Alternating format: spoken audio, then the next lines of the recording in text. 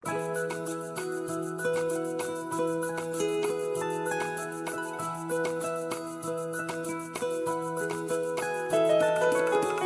ख्वाहिशें मेरे अरमान मेरा बस यही सपना, जिंदगी में हर कोई समझे हम सफर मुझे अपना अपना बस अपना।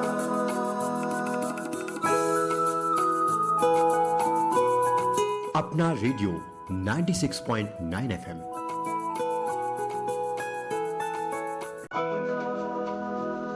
बस अपना।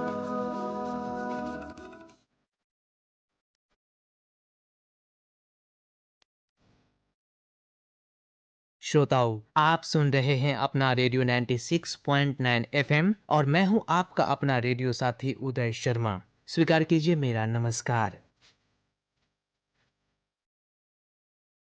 दोस्तों, आज है 24 अप्रैल, यानी वो खास दिन जब लोकतंत्र की डोर ग्रामीणों के हाथ यानी पंचायतों के हाथ में थमा दी गई। आज है राष्ट्रीय पंचायती राज दिवस। तो सबसे पहले आप सभी श्रोताओं को राष्ट्रीय पंचायती राज दिवस की बहुत बहुत बधाई। दोस्तों, आज के ही दिन यानी 24 अप्रैल सन 1993 को पंचायती राज अधिनियम भारतीय संसद से पास हुआ था। तो इस खास मौके पर आज हम आपके लिए लेकर आए हैं राष्ट्रीय पंचायती राज दिवस पर विशेष कार्यक्रम सत्ता की डोर पंचायत की ओर।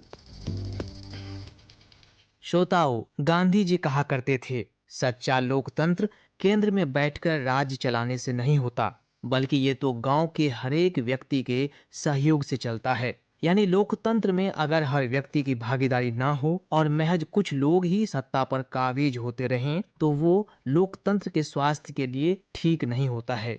महज कुछ लोगों द्वारा शासित लोकतंत्र सिर्फ एक बेईमानी है, एक छलावा है।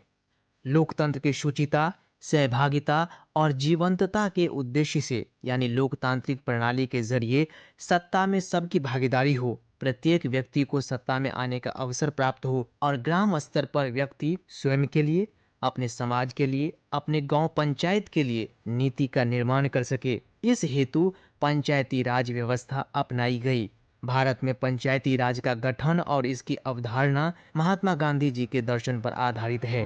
गांधी जी के इन सपनों को बलवंत राय मेहता ने पूरा किया, जो पूरे देश में बलवंत राय मेहता कमेटी से प्रसिद्ध हुए। बलवंत राय मेहता भारत के एक स्वतंत्रता सेनानी और राजनेता थे। आजादी के बाद वो गुजरात के दूसरे मुख्यमंत्री भी बने। उन्हें पंचायती राज का वास्तुकार तथा भारत में पंचायती राज का जनक भी कहा जाता है। दोस्तों, पंचायती राज व्यवस्था दरअसल एक ऐसी व्यवस्था है जिसके अंतर्गत शक्ति यानी पावर का विकेंद्रीकरण किया जाता है, यानी शक्ति का बंटवारा किया जाता है। सत्ता तथा प्रशासनिक शक्तियों को विभिन्न क्षेत्रों में बांट दिया जाता है। शक्ति का विकेंद्रीकरण यानी सत्ता का बंटवारा इसलिए किया जाता है ताकि विकास योजनाओं को राष्ट्र के प्रत्येक क्षेत्र में क्रियान्वित किया जा सके। पंचायती राज व्यवस्था 73वें संविधान संशोधन के द्वारा बनाई गई और वास्तव में ये स्थानीय स्तर पर शासन के रूप में एक विभाजन होता है। पंचायती राज प्रणाली देश में मूल लोकतांत्रिक संस्थाओं के प्रयोजन एवं विकास में एक महत्वपूर्ण स्थान है। पंचायती राज प्रणाली प्रतिनिधि लोकतंत्र को एक सहभागी लोकतंत्र में बदल देता है। पंचायती राज मंत्रालय द्वारा हर साल 24 अप्रैल को राष्ट्रीय पंचायती राज दिवस के रूप में मनाया जाता है, क्योंकि इसी दिन 73वें संविधान संशोधन विधेयक को राष्ट्रपति की मंजूरी मिली थी। इसने भारत में पंचायती राज संस्थान को संवैधानिक दर्जा दिया। भारत में पहली पंचायती राज व्यवस्था राजस्थान राज्य द्वारा सन 1959 में नागौर जिले में और उसके बाद आंध्र प्रदेश द्वारा स्थापित की गई थी। उसके बाद अधिकांश राज्यों द्वारा इस प्रणाली को अपनाया गया। श्रोताओं, आपको बता दें, पंचायती राज व्यवस्था निर्माण हेतु एक विधि तैयार करने के लिए संबंधित केंद्रीय सरकारों द्वारा कई समितियों का गठन किया गया था और ये समितियां थी बलवंत राय मेहता समिति 1957, अशोक मेहता समिति 1977, GV राव समिति 1985, LM सिंघवी समिति 1986, थुगुन समिति और गाडगिल समिति। कई समितियों के बाद राजीव गांधी सरकार ने 64वां संवैधानिक संशोधन बिल पेश किया, लेकिन इसे राज्यसभा में इस आधार पर अस्वीकार किया गया कि उसने संघीय व्यवस्था में केंद्रीयकरण को मजबूत करने की मांग की थी। हालांकि नरसिम्हा राव सरकार ने सभी विवादास्पद पहलुओं को हटाने के लिए विधेयक को संशोधित किया और विधेयक पेश किया।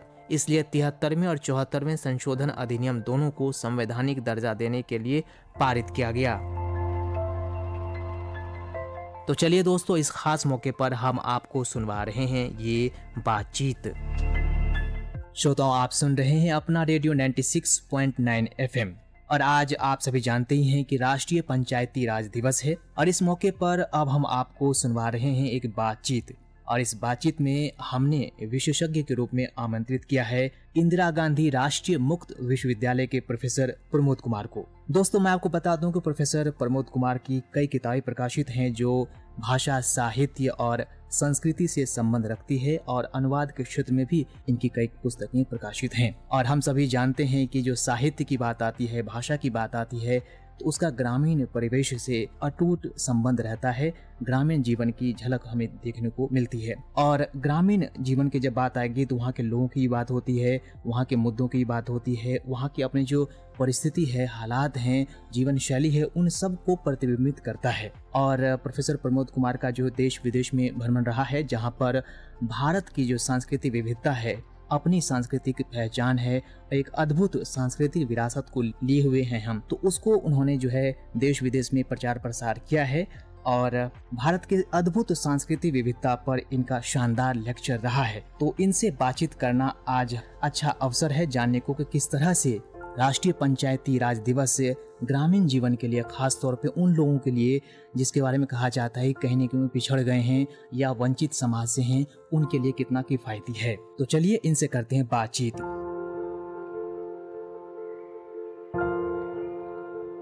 प्रोफेसर प्रमोद कुमार सर, नमस्कार। आपका अपना रेडियो 96.9 FM पर स्वागत है। नमस्कार, मुझे इस कार्यक्रम में जुड़ने में बहुत खुशी हो रही है। सर, आप जानते हैं कि आज के दिन हम सभी मना रहे हैं, यानी 24 अप्रैल का दिन है आज, और हम सभी मना रहे हैं राष्ट्रीय पंचायती राज दिवस। तो लोकतंत्र में अगर मैं आपसे जानना चाहूं कि लोकतंत्र में पंचायती राज व्यवस्था का क्या महत्व है? बहुत बधाई। जो 24 अप्रैल को हम ये पंचायती राज दिवस मना रहे हैं, ये वास्तव में एक बहुत ऐतिहासिक पल है और इस ऐतिहासिक पल को हम इस तरह से भी देख सकते हैं कि जब हम 15 अगस्त 1947 को आज़ाद हुए तो बहुत सारे लोग जो है वो हमारी आज़ादी के प्रति एक बहुत ही स्केप्टिकल, एक बहुत ही आप कह सकते संशय भरी नज़र से देख रहे थे कि क्या हम अपनी आज़ादी को मजबूती से बचा पाएंगे, क्या हम विखंडित तो नहीं हो जाएंगे, क्या हम जो देश में जो अमीरी और गरीबी की खाई थी, क्या हम उसको, और जो हम अर्बन और रूरल डिवाइड थी, उसको कैसे हम डील करेंगे। तो मुझे लगता है कि जो हम 24 अप्रैल को हम जो पंचायती राज दिवस मना रहे हैं, इस दिवस के माध्यम से हमने जो हम सत्ता के विकेंद्रीकरण की बात करते हैं, ग्रास रूट एम्पावरमेंट की बात करते हैं, जब हम बात करते हैं कि देश के प्रत्येक व्यक्ति का, जन जन की भागीदारी इसमें होनी चाहिए, ये से सुनिश्चित हुआ। और जो है आप कहें कि जो 73rd अमेंडमेंट 73वां संविधान संशोधन के तहत जो आई, जिसमें कि हमारा जो है स्थानीय स्तर पर शासन के रूप में एक विभाजन होता है, जिसमें कि गांव के लोग हिस्सेदारी लेते हैं कि कैसे वो जो रोजमर्रा के विकास के कार्यक्रम हैं उनकी क्या गति होगी। और एक मुझे लगता है कि एक सहभागिता जो है, हम कह सकते हैं कि जैसे जन जन का एक इसमें दृष्टिकोण, उसकी सहभागिता, उसकी महत्वपूर्ण भागीदारी और उसका प्रभाव जो है, देखिए राष्ट्र कोई एक ऐसा चीज नहीं होता जो सिर्फ नक्शे पे प्रतिबिंबित होता है, उसमें वहाँ के लोगों की बुलंद आवाज शामिल होनी चाहिए और मुझे लगता है कि इस दिवस के माध्यम से हम वो कर पाते हैं। जी सर, तो सर हम आपसे ये भी जानना चाहेंगे कि जैसा कि हम सभी जानते हैं कि पंचायती राज व्यवस्था भारतीय लोकतंत्र की रीढ़ की हड्डी है और हम ये भी जानते हैं कि समाज में, परिवार में, उस घर परिवार का जो रीढ़ की हड्डी है वो महिलाओं को कहा गया है, महिलाएं होती हैं। तो पंचायती राज व्यवस्था जो है उस घर के या परिवार के जो रीढ़ की हड्डी है उसके उत्थान में कितनी महत्वपूर्ण भूमिका इसने निभाया है और निभा सकेगा? हाँ, ये बिल्कुल बहुत महत्वपूर्ण पक्ष है। देखिए, जो पंचायती राज प्रणाली है देश में जो मूल लोकतांत्रिक संस्थानों के विकास में, प्रायोजन में एक बहुत महत्वपूर्ण स्थान रखता है। और हम देखते हैं कि जो पंचायती राज प्रणाली है वो प्रतिनिधि लोकतंत्र को एक सहभागी लोकतंत्र में बदल देता है जी। और जब हम बात कर रहे हैं महिलाओं की, जब हम बात कर रहे हैं उनकी भागीदारी की, तो जब हम देखते हैं कि उसमें 50% जो है एक आरक्षण है महिलाओं के लिए, आप कह सकते हैं आधी आबादी जो हमारे देश की है वो, पहले हम कहते थे कि ये तो घर की चार दीवारी में रहते हैं, इनका कोई विकास में योगदान नहीं है, पर पंचायती राज के जो प्रावधान है उसमें महिलाओं का बहुत महत्वपूर्ण पक्ष होता है, उनकी आवाज इसमें आती है। और जो हम कहते हैं कि जो महिलाएं बहुत बेहतर नेतृत्व देती हैं, महिलाओं की जो सोच है वो बहुत प्रभावी होती है, बहुत परिवर्तन के तहत जैसे है। तो मुझे लगता है कि ये जो पंचायती राज में आप देखते हैं कि कम खर्च में ज्यादा काम कैसे होगा, तो हमने देखा है कि जब से ये महिलाओं के भागीदारी को सुनिश्चित किया गया है, जो कि अब 50% तक है। आप देखिए अभी तक बहुत सारे लोग 33% रिजर्वेशन की बात कर रहे हैं पार्लियामेंट लेवल पे, पर जब हम ग्रास रूट डेमोक्रेसी, जो पंचायती राज सिस्टम की जब हम बात करें, तो वहाँ एक 50% रिजर्वेशन है और महिलाओं की ज्यादा आवाज उसमें है, ज्यादा सहभागिता है। वहाँ पे जो विकास की जितने भी स्टेप्स हैं, विकास की जितनी भी गतिविधियां हैं, उनमें महिलाओं की आवाज हमें ज्यादा नजर आती है। जी सर। ये भी कह सकते हैं कि जो पंचायती राज जो है वो दिवस के दिन हम इसको महिला सहभागिता, महिलाओं की बुलंद आवाज और उनकी जो है इस लोकतंत्र में भागीदारी को भी हमें सेलिब्रेट करना चाहिए। और सर हम अंत में जानना चाहेंगे आपसे कि राष्ट्रीय पंचायती दिवस और पंचायती राज व्यवस्था जो है वो अगर हम देखें दलित की नजरों से या कमजोर तबकों के हिसाब से, या वो लोग जो डिप्राइव्ड हैं, जो वीकर सेक्शंस हैं, उन लोगों के लिए कितना सार्थक है? देखिए ये बड़ी बात है कि विकास की जो भी बात है, लोकतंत्र की बात है, वो उसमें हमें उन लोगों का विशेष ध्यान रखना होता है जिनके पास मूलभूत सुविधाएं नहीं है, के पास आर्थिक सामाजिक तौर पे वो अभी आप कह सकते हैं समाज की मुख्य धारा का हिस्सा नहीं बन पाए हैं। जैसे कि हमारा जो ग्राम पंचायत की बात है, जब हम पंचायती राज की बात कर रहे हैं, तो हमारा इसमें होता है कि सामाजिक, आर्थिक और व्यक्तिगत विकास, इसमें हम पूरे समुदाय को निर्णय लेने हेतु सक्षम बनाने के प्रति हमारा ज्यादा ध्यान रहता है। विकास कार्यों में पारदर्शिता हो, उत्तरदायित्वों में बढ़ोतरी हो। जब हम बात कर रहे हैं पूरे समाज में एक पारदर्शिता और उत्तरदायित्व को बढ़ाने की बात, तो इसमें जो है वंचित वर्गों को की आवश्यकता के साथ साथ जो है सामाजिक सुरक्षा को प्रमुखता से सम्मिलित करते हुए अनुसूचित जनजाति और अनुसूचित जाति के कल्याण को प्राथमिकता देना इसमें बहुत महत्वपूर्ण हो जाता है। और ऐसी हमें बहुत स्टेट से खबर आई है कि इससे आप कहें अनुसूचित जाति, अनुसूचित जनजाति के समूह को, उन लोगों को बहुत फायदा हुआ है, बहुत लाभ मिला है। क्योंकि इसमें देखिए जितना भी जो है विचार विमर्श होता है, जो भी निर्णय लिए जाते हैं कि रोड बनाने संबंधी, कुआं तालाब बनाने संबंधी, वृक्ष से संबंधी, या आप कहें कि वातावरण निर्माण और पारिस्थितिकी के विश्लेषण से संबंधी, तो उसमें इन लोगों को बहुत फायदा होता है, रोजगार के अवसर मिलते हैं। और शिक्षा से जुड़े हुए, जैसे आप कहें शिक्षा से तो सब चीजें जुड़ी हुई हैं, तो आप कह सकते हैं इसका एक व्यापक लाभ, व्यापक इसका असर हमें देखने को मिलता है समाज के सभी वर्गों के लिए। तो आखिर में सर आप राष्ट्रीय पंचायती दिवस पर आप लोगों से क्या अपील करना चाहेंगे, क्या संदेश देना चाहेंगे? मैं यही कहना चाह रहा हूं कि 24 अप्रैल का दिन एक बहुत ही उम्मीदों से, विश्वास से भरा हुआ है। ये होप लेके आता है हमें याद दिलाता है कि हम ये जो है सिर्फ कोई बहुत बड़ी सरकारों के माध्यम से, दिल्ली से देश नहीं चलता है, बल्कि जो है पंचायती राज की जो छोटी से छोटी यूनिट है जिसमें ग्राम सभा आती है, ये बहुत संघर्षों के बाद हम इस स्थिति को हासिल कर पाए हैं।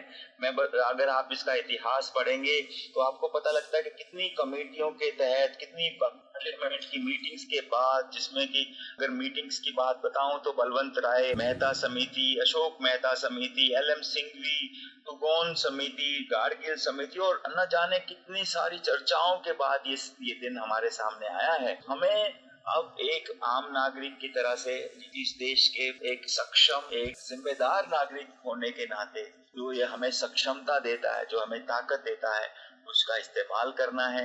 हमारे देश को हम कैसे और सक्षम और बुलंद बना सकते हैं, उसके प्रति हमें अपनी जिम्मेदारी को निभाना है और हम अपने देश को और महान देश बना पाएं।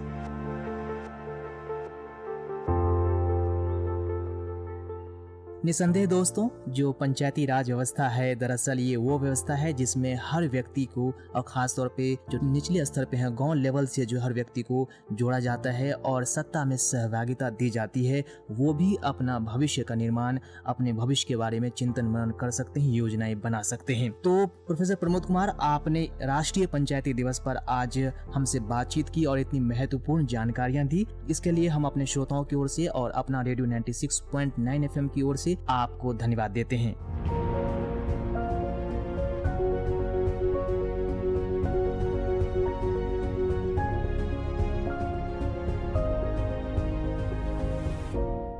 दोस्तों, आपको 73वां संविधान संशोधन अधिनियम की विशेष जानकारी दें तो आपको बता दें कि 73वां संशोधन अधिनियम ने भाग 9 को भारत के संविधान में पंचायतों के नाम से जोड़ा। इसमें अनुच्छेद 243 से 243 तक के प्रावधान है। एक नई अनुसूची के अलावा 11वीं अनुसूची को जोड़ा गया जो 243 के साथ संबंधित है। इसमें पंचायतों के 29 कार्यात्मक विषय हैं। अधिनियम ने एक DPSP संविधान के अनुच्छेद 40 को व्यवहारिक रूप दिया। इस अधिनियम में राज्यों द्वारा अपनाए जाने वाले कुछ अनिवार्य और कुछ स्वैच्छिक प्रावधान भी शामिल हैं। ग्राम सभा पंचायती राज व्यवस्था की नींव के रूप में कार्य करती है। निकाय में सभी व्यक्ति शामिल है जो संबंधित गांव में निर्वाचक मंडल के रूप में पंजीकृत है। ये पूरे देश में एक रूपता लाने के लिए एक त्रिस्तरीय संरचना गांव, मध्यवर्ती और जिला स्तर को अनिवार्य करता है, लेकिन 2 मिलियन से कम आबादी वाले राज्य को मध्यवर्ती स्तर पर गठन से भी छूट दी गई है। अधिनियम यह प्रावधान करता है कि तीनों स्तरों पर सभी सदस्य सीधे लोगों द्वारा चुने जाएंगे। ऊपरी 2 स्तरों पर अध्यक्ष का चुनाव परोक्ष रूप से किया जाएगा और पंचायतों के संबंध में प्रावधान रखना राज्य विधान मंडल पर स्वैच्छिक अधिकार है। प्रत्येक पंचायत में SC और ST के लिए आबादी के अनुपात में पद आरक्षित हैं। ये तीनों स्तरों पर अध्यक्ष के कार्यालयों के आरक्षण के संबंध में स्वैच्छिक प्रावधान करने के लिए राज्य पर निर्भर है। इसके अलावा अध्यक्ष पद के लिए और कार्यालय का 1/3 हिस्से से अधिक महिलाओं के लिए भी आरक्षित होगा। पंचायतें 5 साल की अवधि की होंगी और चुनाव मौजूदा कार्यकाल की समाप्ति से पहले किए जाएंगे।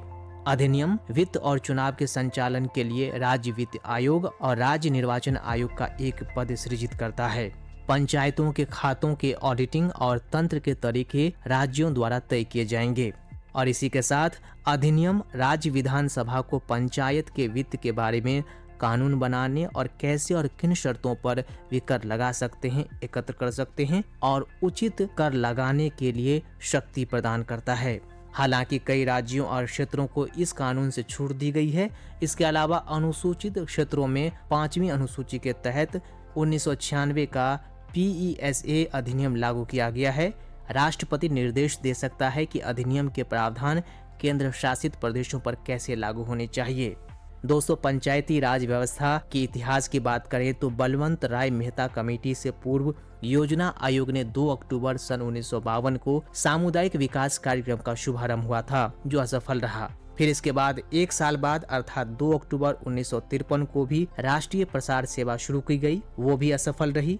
सामुदायिक विकास कार्यक्रम को सफल होने के कारणों की जांच करने के लिए बलवंत राय मेहता समिति ने सन 1957 में बनाई गई जनता के हर स्तर पर शामिल करने की धारणा ही सहभागी मूलक लोकतंत्र कहलाया और इस प्रकार त्रिस्तरीय पंचायत का गठन हुआ, जिसमें जिला स्तर पर जिला पंचायत तथा ब्लॉक स्तर पर क्षेत्र पंचायत तथा ग्राम स्तर पर ग्राम पंचायत। और इस प्रकार बलवंत राय मेहता समिति ने भारत में त्रिस्तरीय पंचायती व्यवस्था को लागू किया।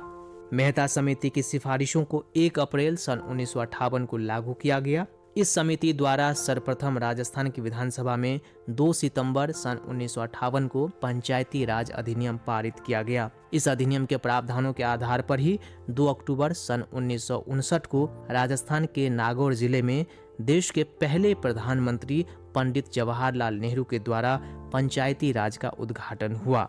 बलवंत राय मेहता समिति में भी कुछ कमियां थी। उन कमियों को दूर करने के लिए सन 1977 में अशोक मेहता समिति का गठन किया गया। इस समिति का मूल ये था कि इस समिति ने ग्राम पंचायत को खत्म करने की सिफारिश की, परंतु इसे नामंजूर कर दिया गया। बलवंत राय मेहता ने पंचायतों को और सशक्त बनाने के लिए पंचायती राज को संवैधानिक दर्जा देने की सिफारिश की थी। वर्ष 1993 में संविधान के 73वें संशोधन द्वारा पंचायती राज व्यवस्था को संवैधानिक मान्यता मिली, जिसका उद्देश्य देश के सभी ग्राम पंचायतों को अधिक से अधिक अधिकार देकर उन्हें और मजबूत बनाना था। दोस्तों, हम सभी जानते हैं कि वर्तमान समय में पंचायती राज विषय राज्य की सूची में है।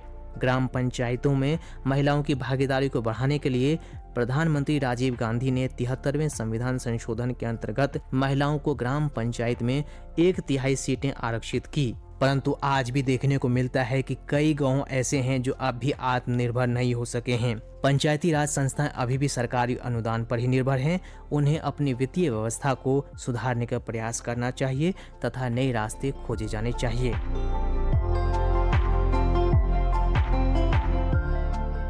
पंचायती राज व्यवस्था के बारे में पूर्व प्रधानमंत्री श्री राजीव गांधी ने कहा था, गांधी जी ने कहा था कि स्वराज की मेरी कल्पना ये नहीं कि सत्ता कुछ ही लोगों के हाथ में आ जाए, बल्कि ये है कि जनता में सत्ता का दुरुपयोग रोकने की क्षमता पैदा हो। पंचायती राज व्यवस्था और इसकी शक्ति के बारे में बताते हुए आदरणीय प्रधानमंत्री मोदी जी कहते हैं, महात्मा गांधी हमेशा कहते थे कि भारत गांवों में बसता है।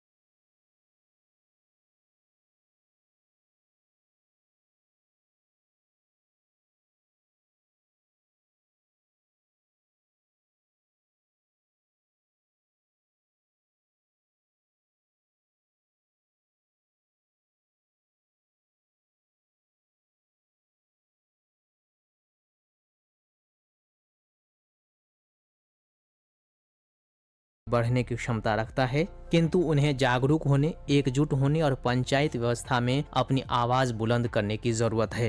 पंचायती राज व्यवस्था असल में लोकतांत्रिक प्रणाली के जरिए सत्ता में अपनी भागीदारी और अपना नेतृत्व कौशल दिखाने का एक अवसर है। भारत की जनता विशेष रूप से ग्रामीणों के लिए पंचायती राज व्यवस्था एक मंच है जहां पे अपनी तकदीर वो खुद लिखते हैं। अपनी माटी, अपने लोग और अपने विचार अपनी राय के जरिए अपनी क्षेत्रीय समस्याओं का समाधान करते हैं। सन 1993 में आज ही के दिन यानी 24 अप्रैल को 73वां संविधान संशोधन करके पंचायती राज व्यवस्था को मान्यता दी गई थी और उसी की याद में आज मनाया जाता है राष्ट्रीय पंचायती राज दिवस। दोस्तों, महात्मा गांधी ने जो स्वराज का सपना देखा था उसमें हर गांव को जोड़ने की परिकल्पना थी। वे चाहते थे कि हर गांव इतना आत्मनिर्भर हो कि अपनी सरकार खुद चला सके। इसके लिए आवश्यक है हर गांव की पंचायत मजबूत हो।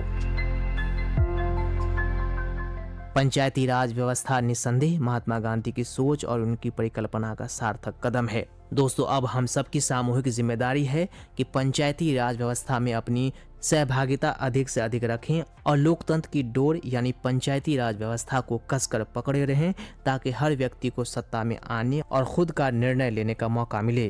तो दोस्तों, हमें उम्मीद है कि पंचायती राज व्यवस्था में आप सभी अपनी भागीदारी, अपने योगदान देते रहेंगे और लोकतंत्र को सुदृढ़ करते रहेंगे। इसी आशा के साथ कि हमारा लोकतंत्र, हमारी पंचायती राज व्यवस्था यूं ही फलता फूलता रहे, मजबूत होता रहे। इसी के साथ अब मुझे यानी अपने रेडियो साथी उदय शर्मा को दीजिए अनुमति। नमस्कार, सुनते रहिए अपना रेडियो 96.9 FM।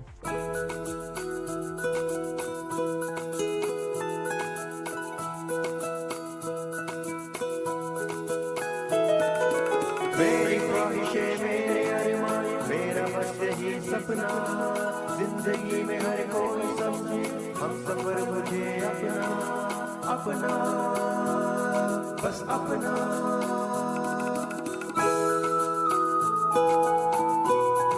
अपना रेडियो 96.9 FM